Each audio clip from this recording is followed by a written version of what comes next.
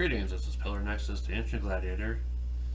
Today with a very special series. Going to be making these videos and premiering them over December. We are doing Call to Adventure as part of the new series Solo Sequence, where we go through one-player modes that are either built into a game or are things that I figured out. I'm going to try to edit out things as needed to keep it to a sensible limit if it goes too long. So, I've covered Call to Adventure before. You'll have your choices for destiny, motivation, origin. The solo sequence for this game is called Rise of the Adversary. And all adversaries go by these rules. When a hero fails a challenge, the adversary gains experience. When a result includes the draw a card of your choice result, the adversary will play a special card from a deck that is exclusive to them. You'll know it because the skulls are on the bottom. It can make you retake the challenge,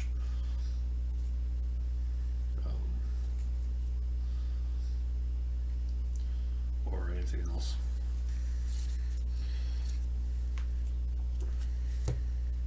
And finally, if a player ends the game with less than 30 destiny, the adversary gains 2 experience. The amount of experience an adversary needs to win depends on how many players. So solo mode is 5, then every player will add more. It's possible to play a co-op game against the adversary, but still you need to score high in your destiny. Then each adversary has its own set of rules. So the demon has the Demon's Curse quest. Failing an intellect challenge gets the adversary experience. Whenever a character gains a hero card, I got this upside down. The adversary also gains experience. And any player that has 3 anti-hero cards in their hand at the end of the game makes the adversary lose 2. The demon is probably one of the tougher adversaries to go up against. It requires 8 between your dexterity and intelligence. And you cannot play any cards against it. So with Rise of the Adversary, you'll still take cards like normal, and any adversary cards that normally start the game in the decks are taken out. Some of them that are like lower level, like the Warlord and such, are usually given a make the adversary that much stronger as one of their abilities. Others make certain challenges difficult, and other special stuff. So, knowing that I need intelligence and dexterity, and a lot of it, to pull off any kind of victory, that's going to affect what I'm looking for here for determining my starting hero.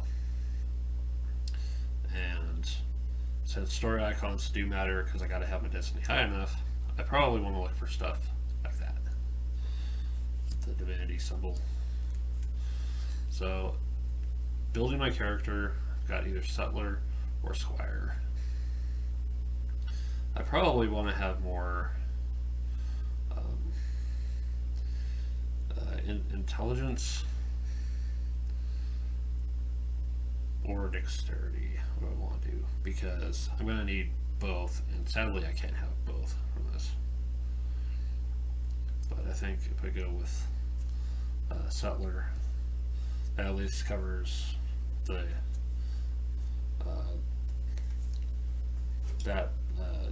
difficulty of not wanting to fail intelligence tests challenges. So Settler gets me Constitution and Intelligence, and during a challenge, if at least one of your runes shows a result of Intelligence or Constitution, gain 1 experience. Experience still counts for me at the end, so it's worth getting. And then there's between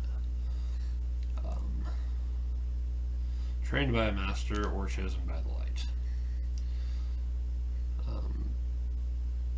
Basically, I can spend experience to gain strength rune, or as long as I don't have any tragedy, once returned I can spend experience to gain a hero card, which helps, but it also kicks my own ass in the process by a little bit.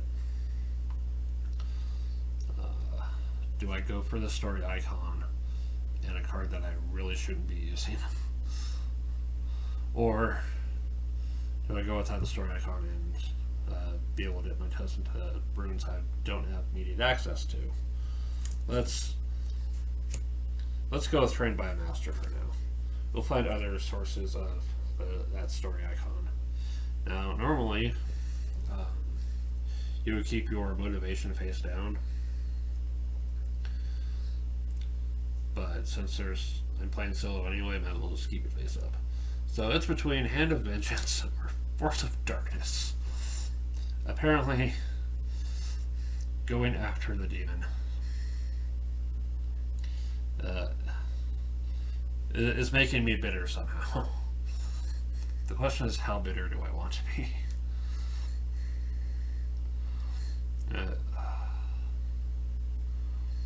Jeez.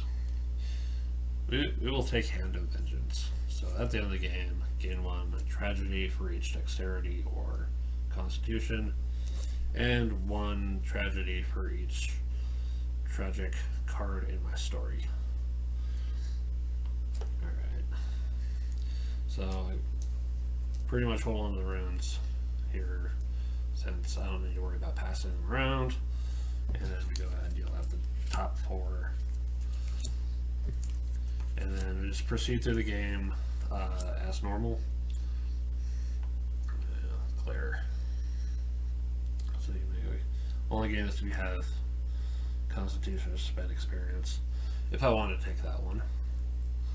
But let's see where else I can.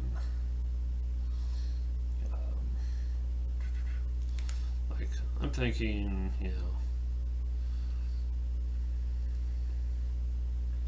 adventurous, or let's see here, adventurous, so I can do this better and then fall into the hardest start power path, and then use that towards the magical test and the sorcerer's talent, so that I can start getting some of these anti-hero cards. But let's see how this goes. So I do already have Constitution, so I will take the Adventurous. There's my first card, and that'll add this, so I can do that better. And then it'll open up a new card. Survival Arms has to go on the first card that was shown. Survival the Flames. Raging Inferno. Now that. Spend experience or sacrifice ally to gain strength. That might be something to consider. Let's see. I'm going to attempt the dangerous artifact, the path of harnessing dark power. So I'm going to attempt this path. Hopefully it'll work out. Okay, so we test. There's 5. But first I gotta decide, what do I take?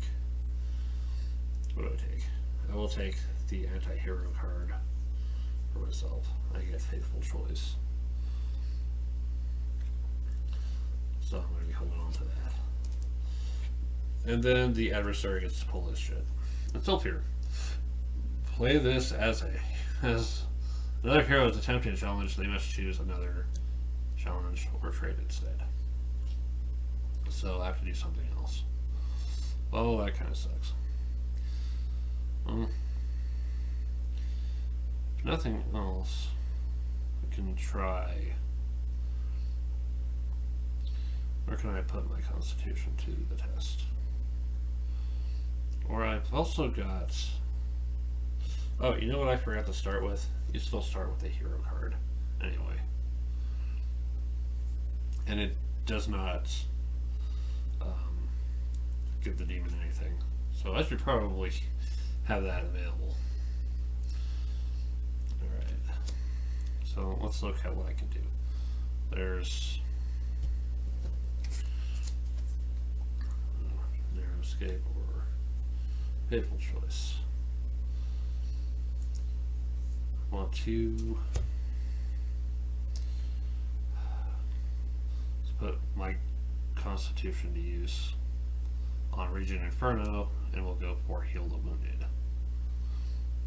Start and build up some wisdom. Use that to get into things.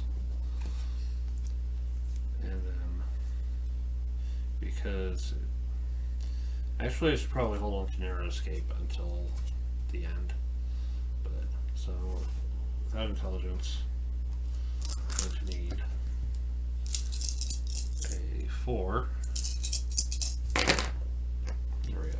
Here's a 5. So I pass that challenge, and that gets discarded.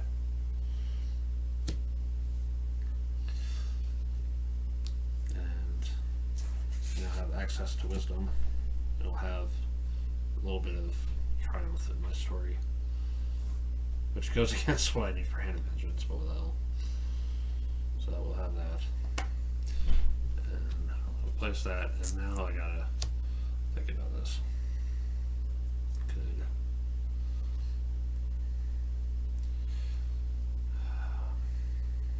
Do I go for the armed robbery and go for the story token? Or do I try this again? Try to focus on getting the intelligence I'm going to need to take on the demon. Thing is, once I get the third card, we're going to go into stage 2, and then to stage 3. So when you finally get around to actually doing the stage 3 cards, the absolute last card you have to go for is the demon.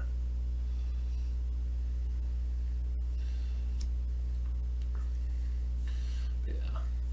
And it's just a matter of keeping track of what sets off what effects. And, you know, if the adversary gets their experience, they get their experience. And you just try to do the best you can with your options. Overall, I think this is a nice solo play experience. Call to Adventure is a lot of fun, and I actually like the rune casting system in this game. Yeah, if solo play is what you like, and you're looking for a good game that captures, you know, a nice solo play experience, Call to Adventures is a good one to go for. This has been Pillar Nexus. I'll probably mess with this on my own later and try to see how well I do.